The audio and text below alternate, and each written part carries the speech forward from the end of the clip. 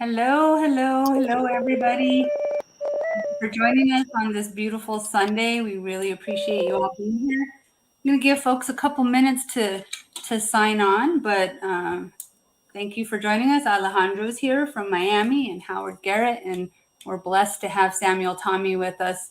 I'm going to play some flute for us there from the Everglades this morning. All right. Oh, and look, we got Lawrence Curtis joining us right now. Yay! Let's go ahead and open up today with a prayer by Reverend Tammy Lambert. Hello, TokiTV. My name is Tammy Lambert, and I'm honored to give the invocation for your time today. So if you feel comfortable, just close your eyes and join your hearts with ours in prayer. To the great architect of the universe, to Mother, Father, God, to our Creator, we sit in this moment in time in a place of reverence and wholeness, knowing that the Spirit is in us, knowing that we are all connected with all of life, that there is a thread of life that weaves itself through us and as us, and that we are all connected to each other, to everything that exists on this earth, to everything that exists in all planes. We know that we are one with God and one with all. And in this oneness, in this wholeness, I know that the time that we are spending together is blessed, that the efforts of the good hearts involved here, that the efforts are rewarded in the highest and best ways, that the highest and best intentions are even now being fulfilled. And we offer specific prayer for Sk'ali'Chelh-tenaut, for Tokite, knowing all that is good is for her, and that this entire situation is surrounded by divine light, divine love, that there is a holy presence, and that only good comes, and only good comes from us. I know that this is so. I affirm this prayer, and I know that the blessings of all that have good intentions are reaching forward and reaching out in abundance and multiplying, and that everyone is in this situation is blessed. And I just call it all good. So as we spend this time together, learning and growing and communing, that every single person is able to see the beauty of what is. And so in this prayer, I release this word with so much fullness of thanksgiving, knowing that it is so, that it is beautiful, and that it is good. And so it is. Ashe. Amen. Thank you, Reverend Tammy, for that beautiful prayer to start us off today. In that same space, I would like to go over to Samuel Tommy to continue our prayerful start to Toki TV today. Samuel?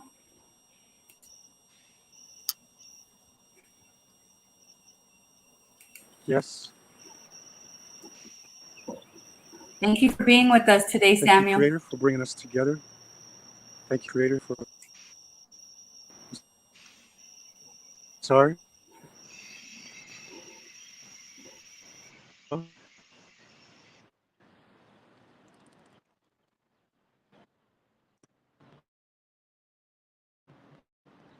Hello? You were freezing just a little bit.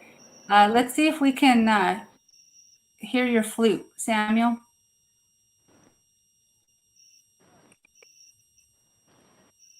Technology.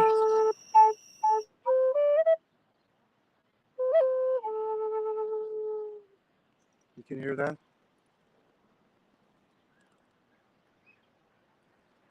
Yes, we can hear the Is flute. everything working? I don't know.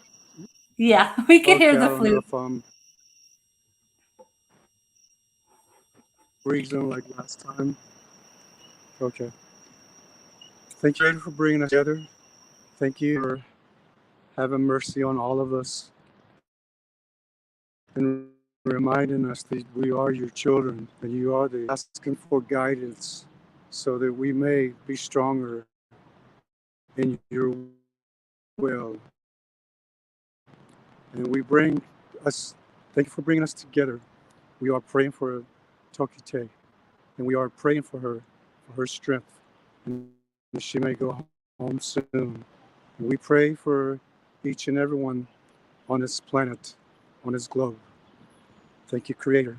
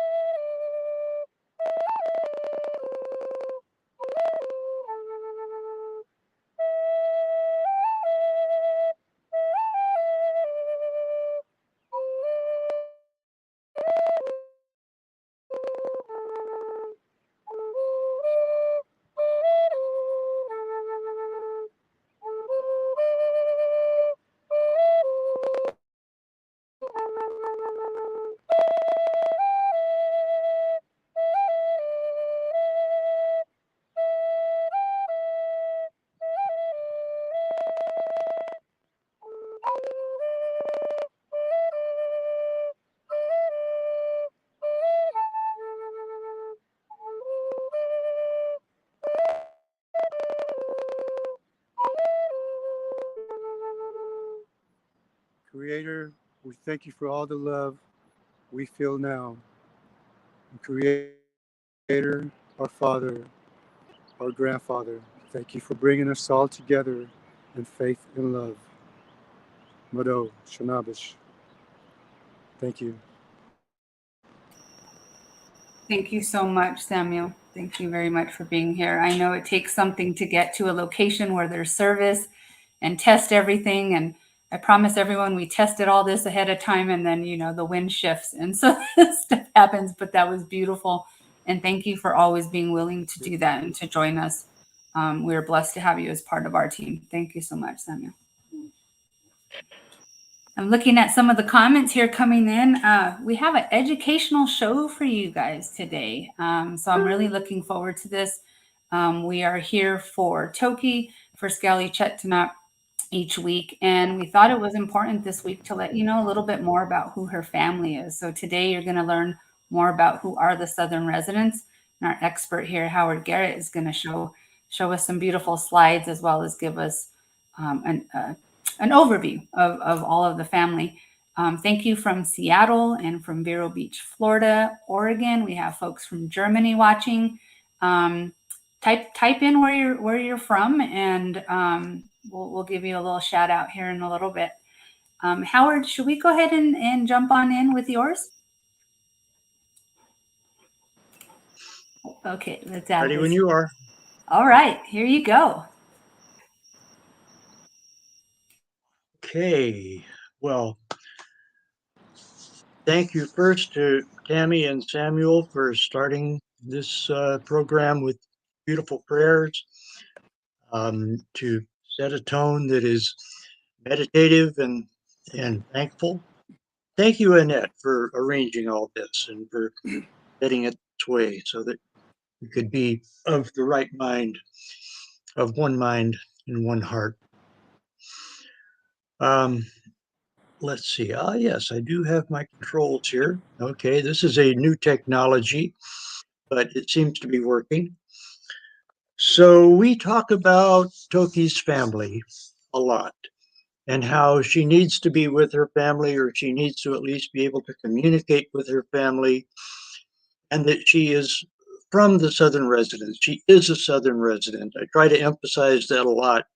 It's not just a past that she doesn't remember. It's still with her. It's still her current frame of mind. It's still her understanding. Okay, suddenly I'm full screen. There we are. And I believe it's important for us to try to understand what she comes from, who she comes from, because her family is very bonded, very tightly loyal to each other. They stay together with bonds of affection. and you can feel it. And this photo and in every experience you have with them, that they care for each other. They want to be with each other. They swim close together, and they help each other. They cooperate in their feeding, and you can just feel that they want to be together all the time. And really, they are more than a family. The Southern residents are a society, a cultural community that is held together by traditions, long standing traditions that go back thousands of years. And what I want to do is try to give you a sense of how they have settled into this area and how they live and kind of who they are. This is their habitat. This is where they live.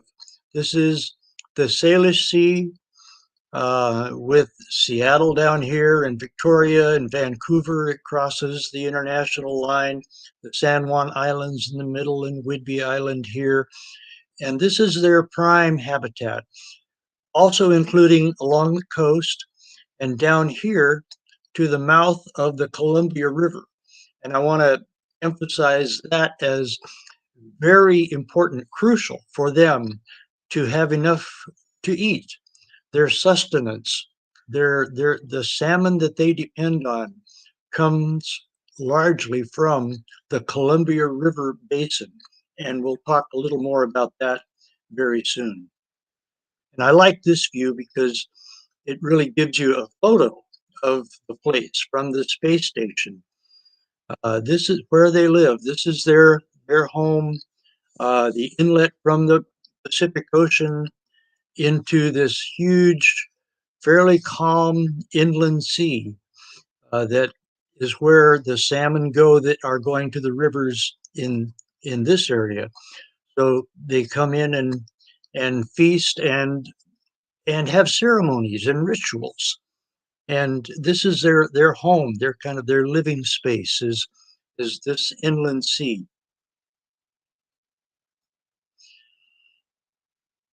And while they were doing this, for the past 10,000 years or so, since the glaciers melted away and the rivers began to fill with salmon and the trees grew tall alongside the rivers, the people who lived here, the Salish, coastal Salish peoples, were canoe people. They were water people. They were out on the water all the time.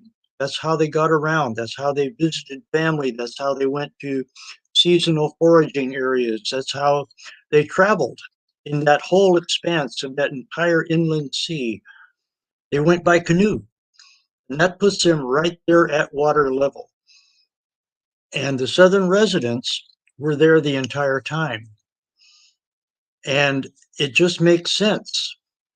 We don't have the records, of course, but there would have been encounters, would have been moments all the time with the orcas that lived in those same waters that would come to these canoes.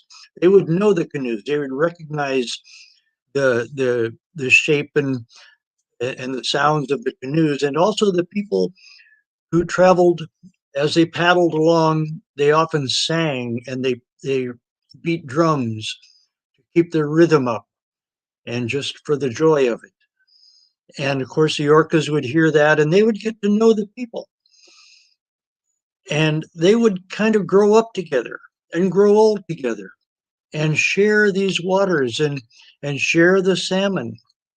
They all depended on the same salmon, in fact. And there was abundance for all. So there would be long relationships with the orcas that lived there as people, as Otomachin, which is the word for the people who live under the waves, because they are people, and they were looked at as people, and they still are today. And that's a large part of the basis for the Lummi claim that their relation was kidnapped and taken to Miami and must come home.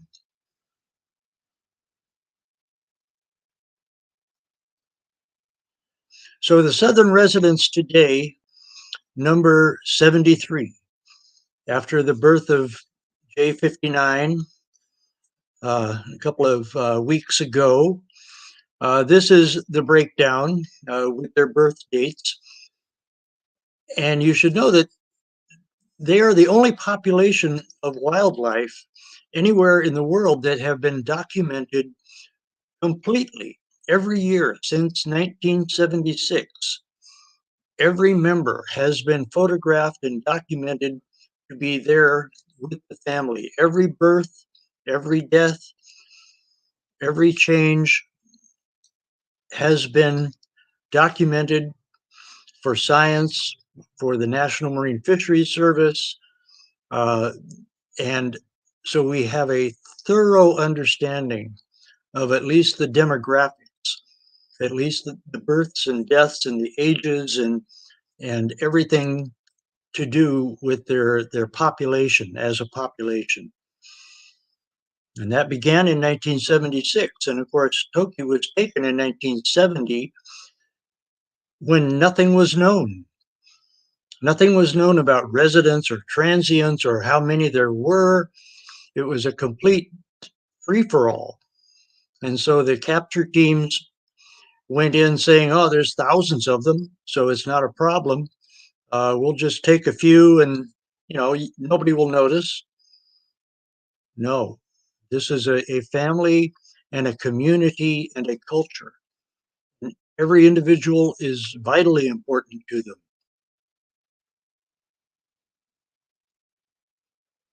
And this is something that the Center for Whale Research on San Juan Island publishes, the ID guide that gives you the matrolines. They live within their pods as matrolines, which means they kind of cluster around their mothers and grandmothers and sometimes great grandmothers, because all the offspring, and this was not known until the late 1970s, and it's unheard of anywhere else in wildlife biology, but the male and female kids stay with their moms into adulthood, their entire lives. They stay close by their mothers. So the females, the sisters, have families of their own and they stay with their moms and their moms are with their moms. So it's a multi-generational matroline. So that's how we know them, as their matrolines. This is the J14s, for instance, is here. So this book details every matroline in the southern resident community. And this was a special issue of the American Cetacean Society that came out a little over 10 years ago, that notes right there on the cover that orcas are the top predator. In other words, nothing can touch an orca. Can't sneak up on an orca. Don't even try. They have each other's backs, and they're also very big, and they've got very big teeth, and they're very fast, and there's just absolutely no animal in the entire ocean that can harm an orca. It just doesn't happen. And they've been in their current size of the females over 20 feet, 22 feet or so, males 24, sometimes up to 28 feet or so, for about 10 million years. And just for perspective, that's about 10 or maybe 20 times longer than humans have been in our current size and shape.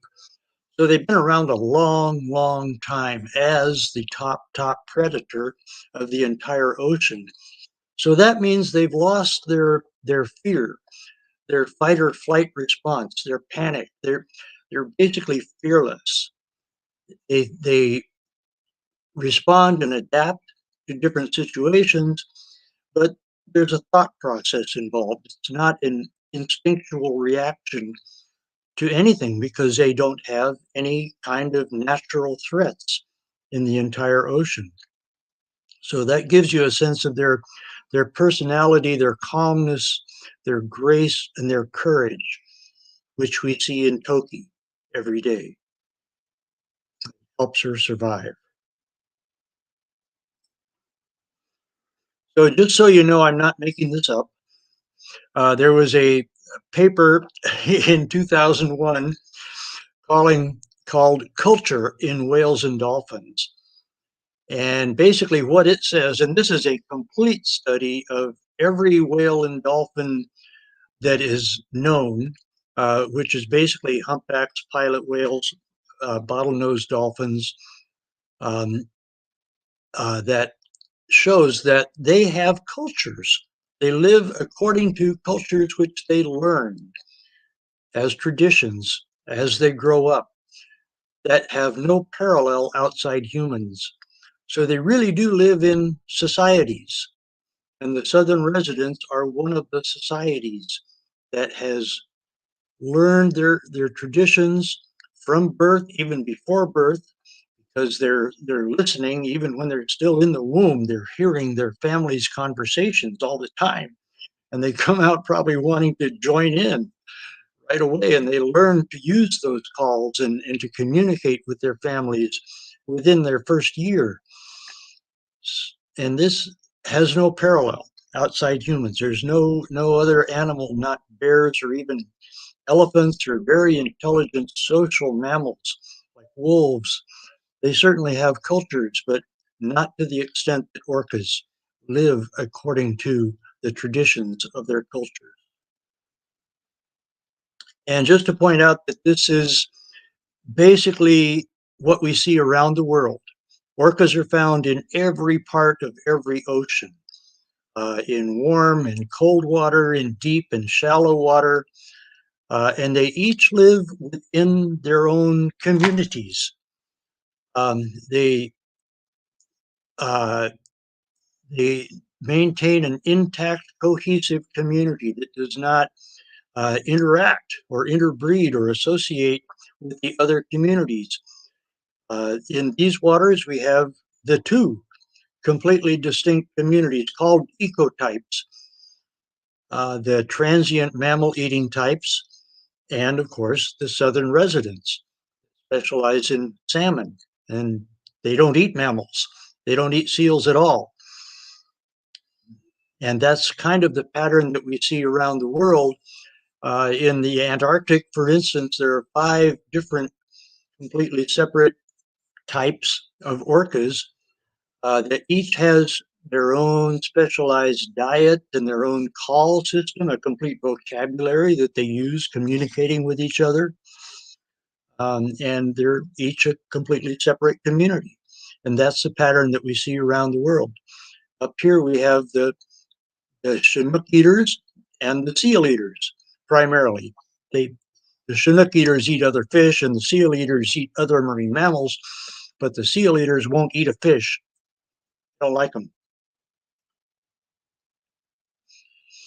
And another thing about orcas that I think is very important, especially to do with Toki, is that they're the only other mammal known besides humans in which the females have menopause.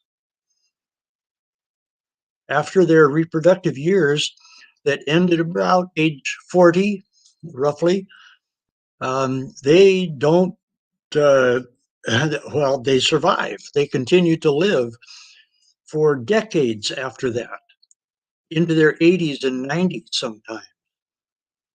So with Toki, she is probably menopausal. She's not geriatric, but she is menopausal. But there's a lot of menopausal women who are definitely fit and eager and active and very healthy. So that does not rule her out for any kind of travel or any adventure, or certainly for coming home.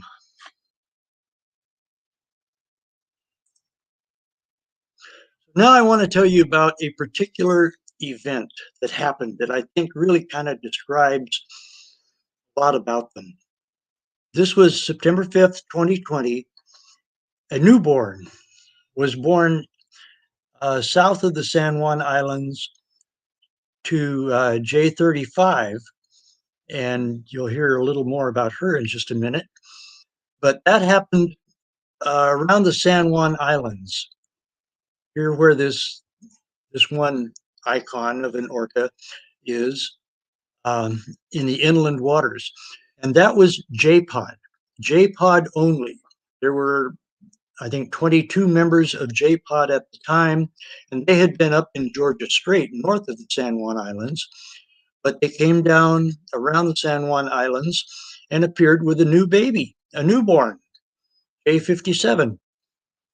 And K and L pods, so about 50 orcas, were out in the Pacific Ocean, out west in the west side of the Strait of Juan de Fuca. But when J-Pod came down into these waters south of San Juan Island, suddenly K and L pods came a-running. They were porpoising, we call it, when they come out of the water to increase their speed. They were on their way to meet up with J-Pod, and they were 30 or more miles away, and yet they knew. Whether that was the sound or how they knew, we don't know, but they came rushing. They came on in to join in with J-Pod and the new baby. And these photos are all from the Center for Whale Research, copyright Center for Whale Research, which is the institution that has documented all the whales every year since 1976. You go to whaleresearch.com, you'll be able to see these photos and many, many more, every encounter for many years, each with a half a dozen to a dozen beautiful photos and the stories of each encounter. And they would spy hop to look around, kind of scan ahead and see what there is, where the party is going to be.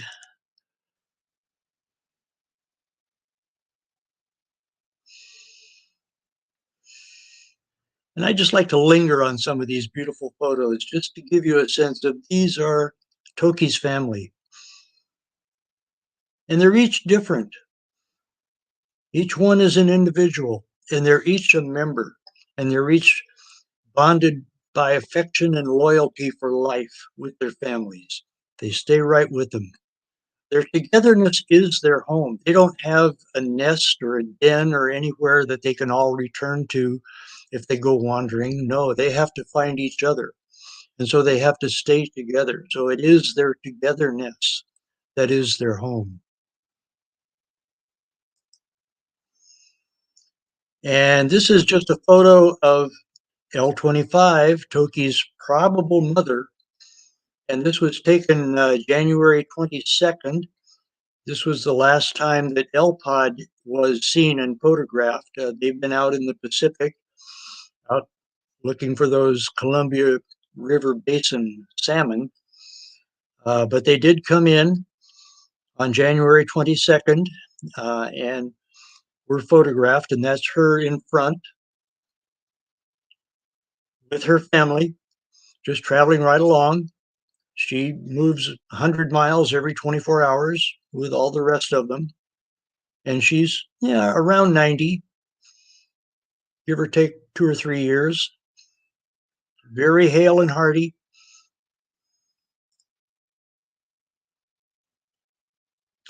So anyway, while all that was happening, while J-Pod was having their baby and K and L-Pod was rushing in, here comes this new baby, J57.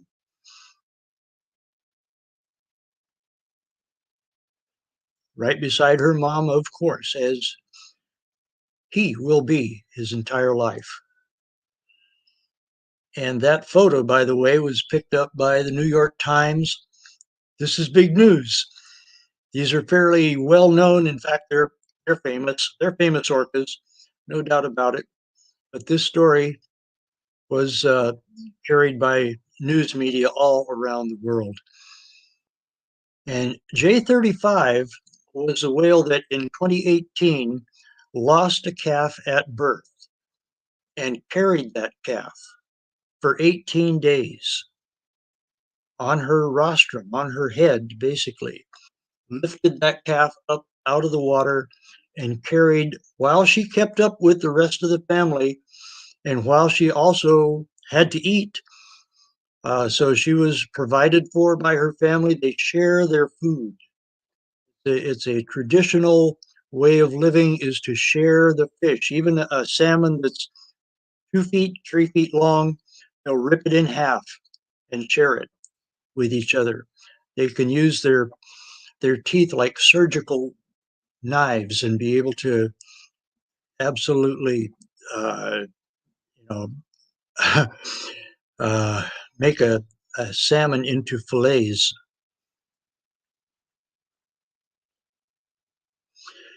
And I just wanted to bring out this, that the birth of a new calf is exciting for orcas.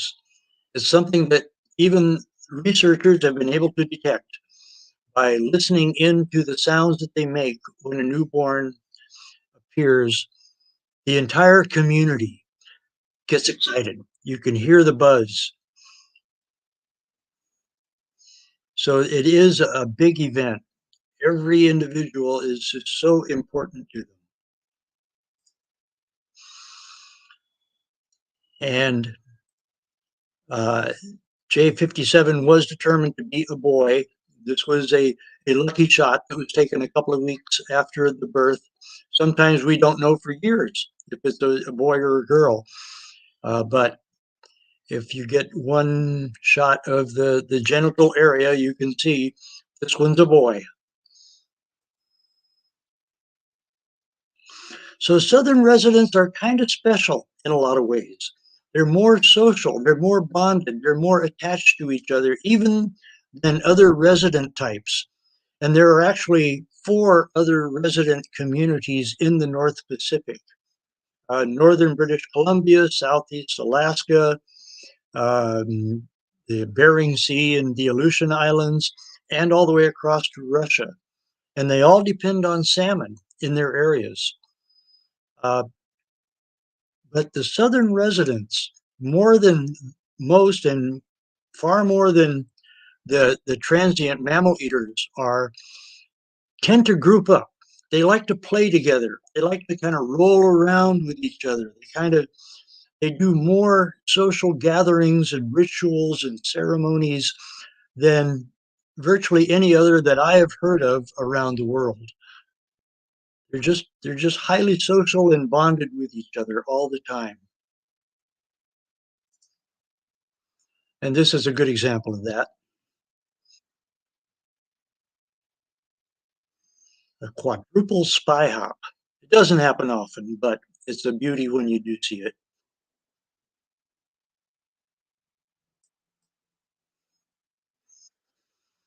And as research has shown, they learn what to eat.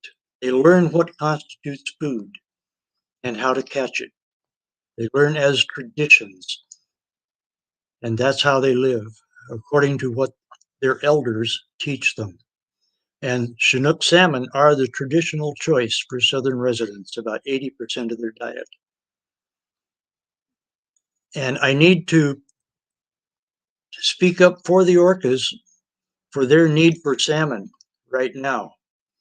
A big part of our mission is to do what needs to be done and advocate for what they need. And they need more salmon. There just aren't enough salmon in their habitat right now. We need to restore those Chinook spawning areas all up and down the coast. And there is a lot of effort. There are some smaller dams that are coming out. There are restoration projects in different areas in wetlands. And people are now understanding for the first time in the past 10 years or so that we really need to restore salmon spawning habitat. It's a long, slow process to get that done, but it needs to be done. But the biggest source of salmon for the southern residents forever, for thousands of years, has been the salmon coming out of the Columbia River. And up here in the Idaho wilderness, It's hundreds of miles from the ocean, but this is where the food is produced. This is where the salmon spawn, where the smolts, the 3 or 4 or 5 inch long little salmon juveniles come out of. They need to get down this river, and there are 8 dams in the way. And so as they're flowing down the river, and they don't really swim, they flow. And when they hit those reservoirs behind the dams, they stop, they stall. They can't get through that. And that's deadly. That's where predators increase. That's where they lose their timing, because they're going through bodily changes from freshwater to saltwater at the same time. And they need to stay with the rhythm and the timing from ancient times so that they'll be in the right form for the ocean when they get there. And those reservoirs just stop them dead. And the attrition of those little smolts, especially on these 4 dams on the Snake River, are deadly for those salmon. And that means deadly for the orcas, because then they don't get to the ocean. They don't grow into full adult salmon. It takes them 3 or 4 or 5 years to grow into full adult salmon out in the ocean, but they have to get down the rivers first. And with those dams there, they can't. So we need to remove those dams. And it can be done. It's really a simple thing. There's been complete resistance to doing it, but, well, of course, there's a lot of adjustments that have to be made, but those dams were only built about, 60 years ago, roughly. And before that, everything functioned. And each one of those dams is actually part of each dam is an earthen berm. So you don't even have to blow up concrete. All you have to do is notch the dam, basically, and let the river gradually wash away the rest of the berm and resume its wild conditions so that those smolts can get downriver and become adult salmon for the orcas and for everybody else. The salmon actually nurture the entire wilderness. The ocean chemistry is found in the trees in the upstream, hundreds of miles from the ocean, because when they go back up to spawn, they die there and spread those nutrients all around the upper ecosystems. But they have to first get downstream from those spawning areas. So this is the visualization. So on behalf of Southern residents, on behalf of Toki's family, society, and culture, let's visualize opening up those dams on the Snake River to help feed her family. And that's all I have, Annette. That's been helpful. I'll be happy to answer any kind of questions. Yeah, I should have told folks that a little early. We do have a couple questions coming in, but if you guys have specific questions, please type them in. And Howard, thank you. I mean, you just know this stuff. I mean, I can listen to you for hours, and it's fascinating. And people are saying that in the comments, like the information you're presenting. And I know this is short, but fascinating information. Thank you so much. And we're all here. We all gather for Toki every Sunday, and it's important to know who her family is. You know, where does she come from? So, thank you, Howard, for all of that. Let's see. We have any specific questions that are coming in. While people are typing in their questions, I do want to share something that is coming up, and let's see if I'm able to share my screen here, because it goes with what you were saying regarding the.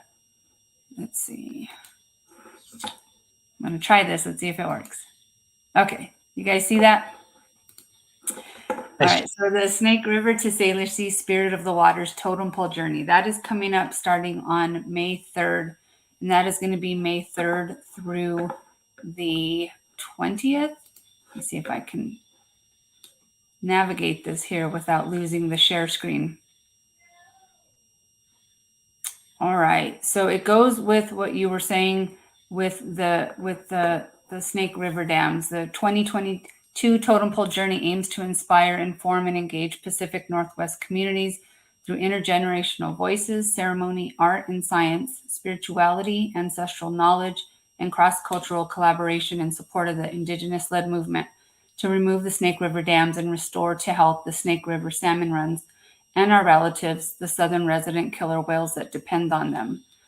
I'm going to, don't worry about trying to read this quickly. I'm going to be sharing this to the Orca Network page so that you can all see the schedule.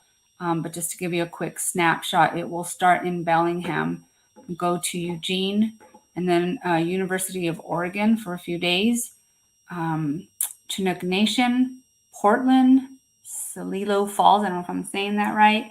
And then it will end back in Bellingham. But we have 3rd through the 20th. So there's plenty of events there. Again, I will share that in a picture format so you guys can all see the schedule and see where you can participate.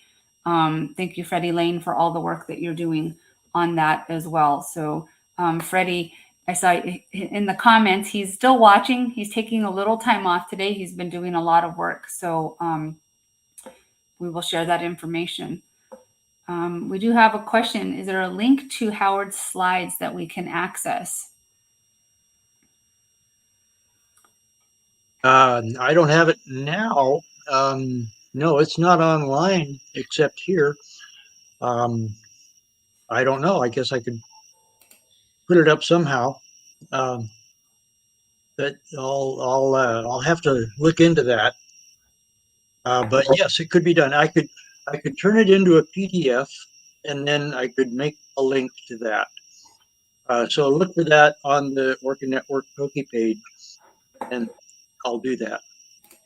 Awesome. Thank you, Howard. Let's see. Folks are asking over and over. I know we all want to know what's going on with the third-party vet. I have not heard anything about the third-party vet assessment being conducted or who they've chosen to do that yet.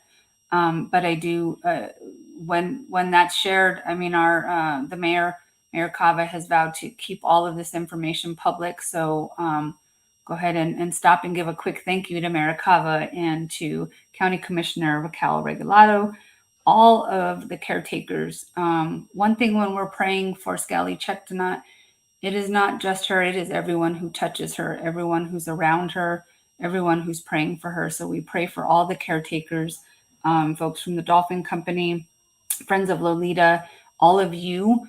Thank you, thank you, thank you. I can't say it enough. I know she feels it. I know she feels the love. Speaking of, Alejandro, you want to give an update of some of the prayers that you witnessed and participated in today at this aquarium? I stopped by the Miami Aquarium. First of all, I'm gonna thanks to Howard for this amazing speech and description about Southern Residence Orcas. You are the best, Howard. Thank you so much. By the way, I stopped by the Miami Aquarium. I took a decision. I will stop protesting.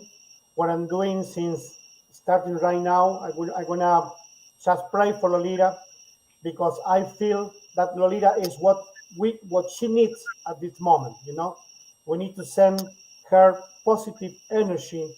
She needs to get strength. So I met Roberto today, and I asked him if he can pray in front of the Lolita Stadium, and he did. So I post some pictures, short videos, and I did a Facebook Live for everyone to show that we're really there. You know, we are really there, just praying for Lolita. So I encourage everyone to do the same, to keep praying for Lolita, to keep sending letters, emails, and please be respectful. Be respectful because we have to appreciate that all the work the Miami Mayor, Commissioner Regalado are doing now, like never before in the past. I feel that we are close to achieve this goal. So we have to keep going in a good way, just praying for Lolita, giving her positive energy, is watching it at this moment. Thank you so much. Thank you, Alejandro. Have a few questions coming in. Folks want to know who are Friends of Lolita. So if you saw the press release that came out a couple of Wednesdays ago, Friends of Lolita is Pritam Singh working with the Dolphin Company and Charles from the Whale Sanctuary Project and our Sacred Seas are all participating in that. So it's something that Pritam Singh organized, and they are working with the Dolphin Company on this this first step of getting her the assessment. So we just want special thanks to them and prayers out to them. We have a lot of thank yous to Alejandro showing up here. Thank you, Alejandro, for everything you do. Lawrence, are you there? You know, Lawrence has got a lot going on too, but he's still with us. I see his picture there. I don't know if he had to step away or not. There he is. Of course, I'm here. I'm listening. I always want to hear from you, Lawrence. I'm listening in awe and in such a beautiful way. Howard, thank you so much. I think it's really important that everybody always understands what and who these amazing beings are. And I'm not really jealous of anything or anyone, but I am a little envious that I don't live up in your neck of the woods. So I can, you know, Florida is beautiful in so many ways. But seeing those pictures, hearing your voice, seeing these documentations, and then of course your take on it, I'm in complete alignment with, and it's just so beautiful. And I know that it's really important for everybody, those that have joined us today, to really understand that these are peoples of the sea. The other week I relayed kind of a quick story about an experience that I had with a dolphin superpod and community that was, as we discovered, welcomed me into the group, and it was a birth. It was a birthing about to happen. And what I didn't relay is that it was a celebration.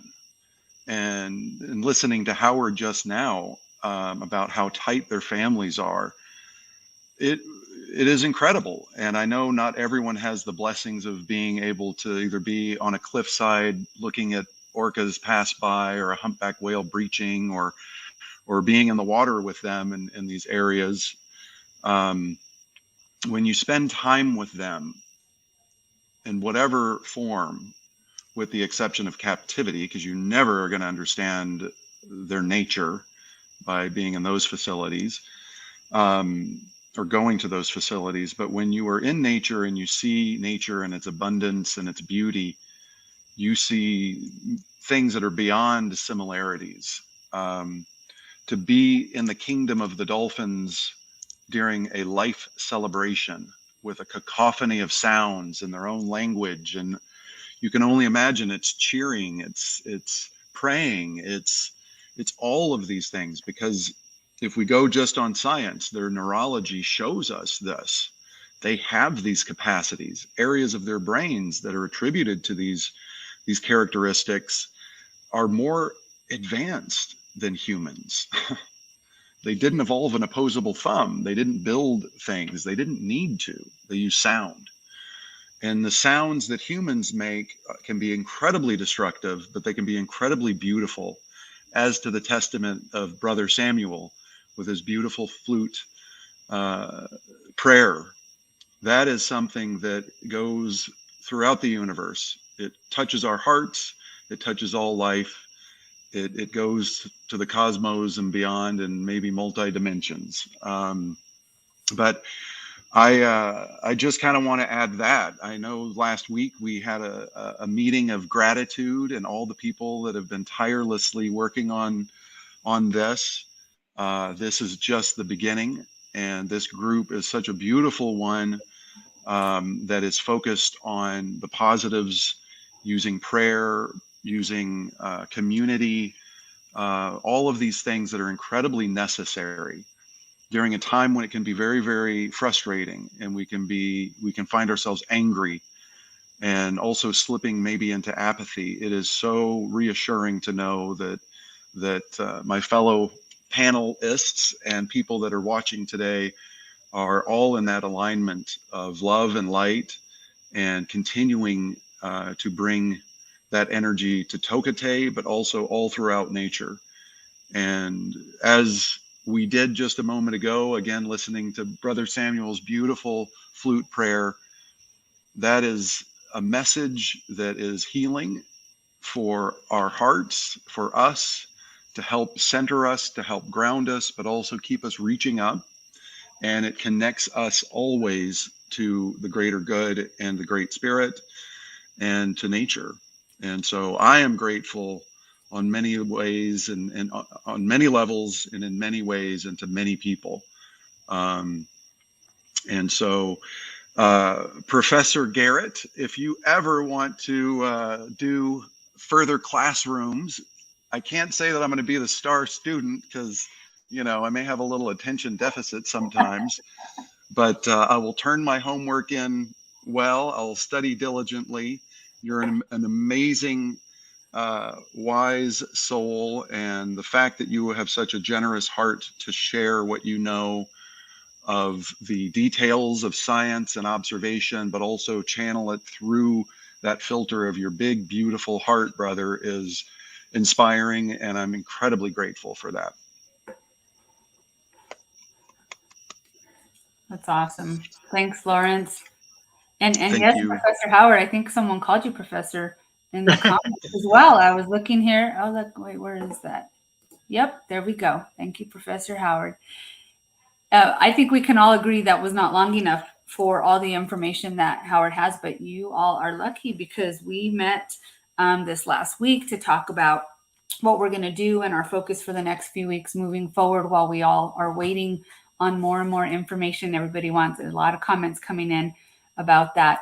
Howard has agreed to share with us some of his expertise, and so we're going to get educated on the family there and the plight, the history, the moving forward, all of that. So thank you, Howard. A quick question for Howard. How often does the Orca Superpod gather in the Salish Sea? I've heard there's one of these gatherings happening now.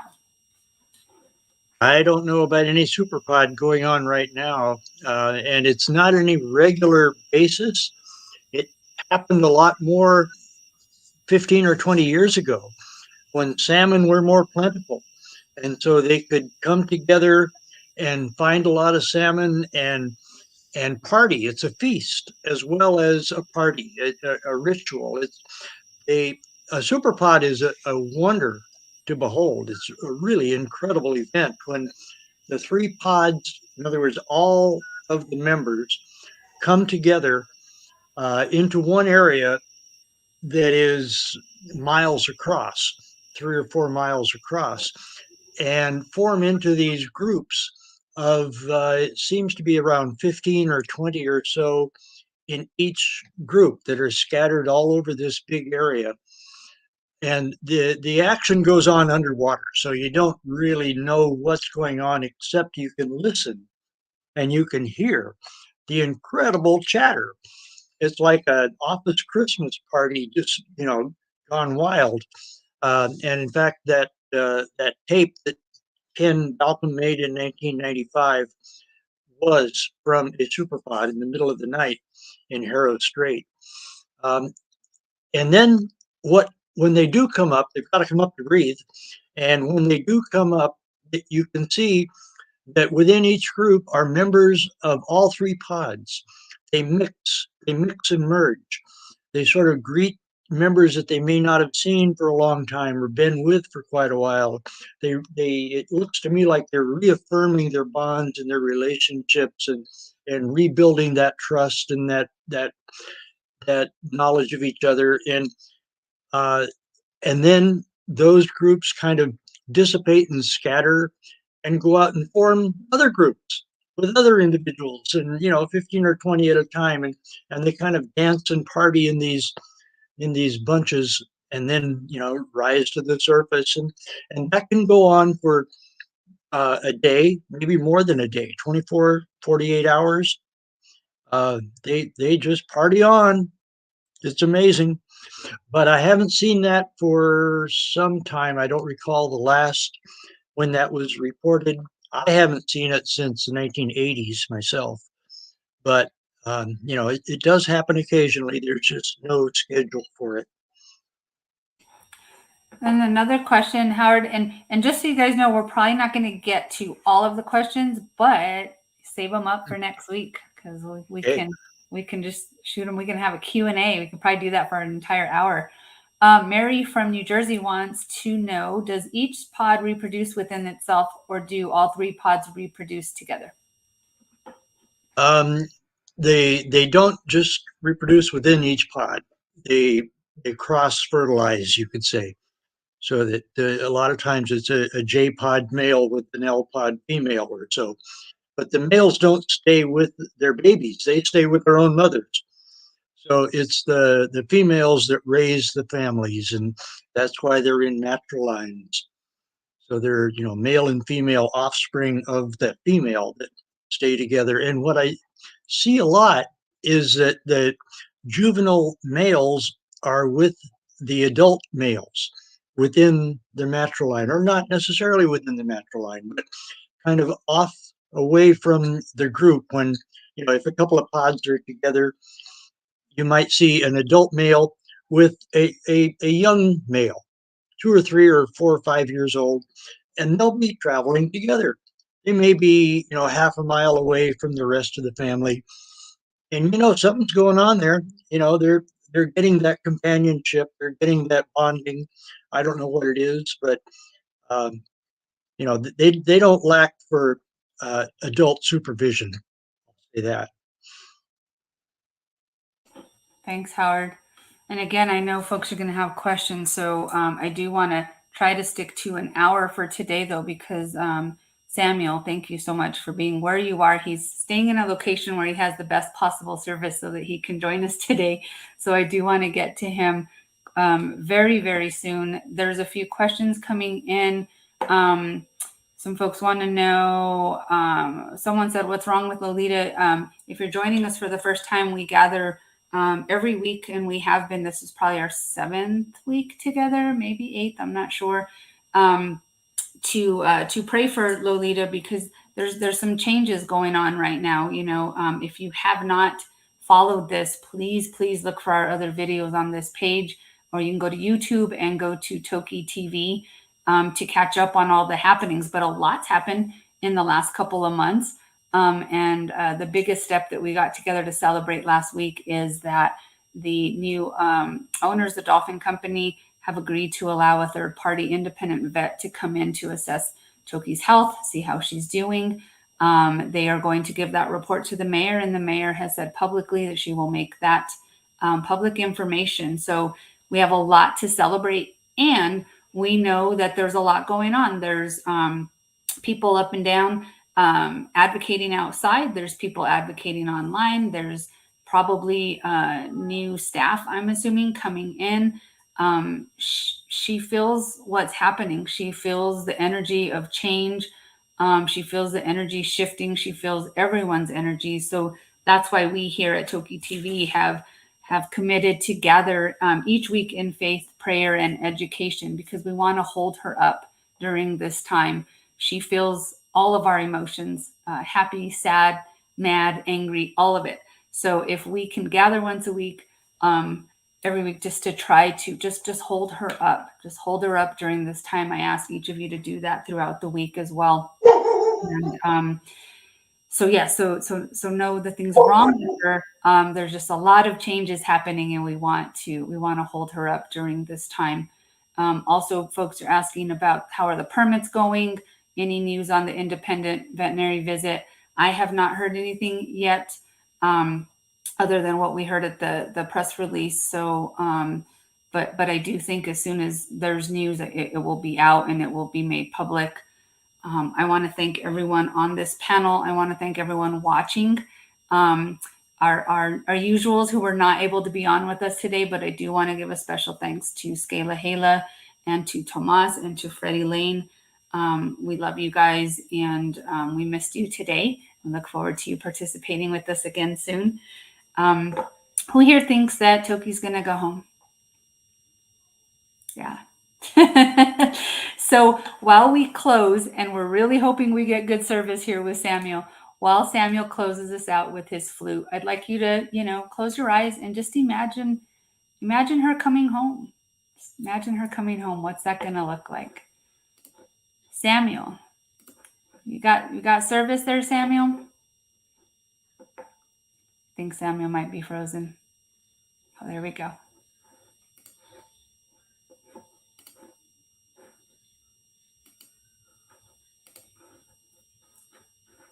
Samuel, if you can hear us, you're on mute, Samuel, if you're able to hear us.